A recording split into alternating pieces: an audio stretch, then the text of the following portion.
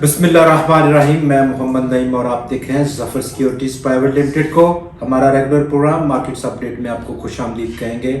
100 index ने मजमूई तौर पर तो इस आउटगोइंग वीक में, जिसका कि आखिरी सेशन लगभग 2000 पॉइंट्स गंवाए हैं, बजाय इसके कि आज 245 पॉइंट्स का इजाफा देखा गया।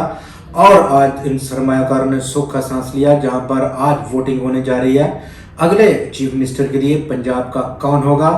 तो बहुत दिनों से जो इंतजार था वो पॉलिटिकल इंस्टेबिलिटी खत्म होते हुए पाकिस्तान का रुपया तो गिर ही रहा था, और उसके साथ साथ जहां पर स्टॉक मार्केट में काफ़ी मंदी का रुझान रहा।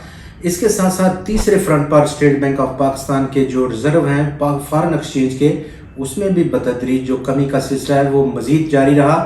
और पिछले हफ्ते के इख्तिताम पर मज़ीद $399 मिलियन की कमी के बाद अब स्टेट बैंक ऑफ पाकिस्तान के पास जो रिजर्व रह गए वो 9.32 अरब डॉलर्स के रह गए हैं। माली साल 22 के लिए पाकिस्तान की जो पेट्रोलियम प्रोडक्ट्स की इंपोर्ट्स है उसमें लगभग 105% का इजाफा देखा गया।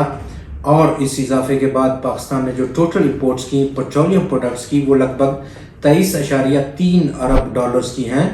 और उसकी बुनियादी वजह रहा पाकिस्तान का रुपया, जो कि बहुत तेज़ी से डेप्रिशिएट किया। और दूसरे नंबर पर इंटरनेशनल कोर्ट प्राइसेस में भी 14 साल की बुलंद तरीन सतह थी।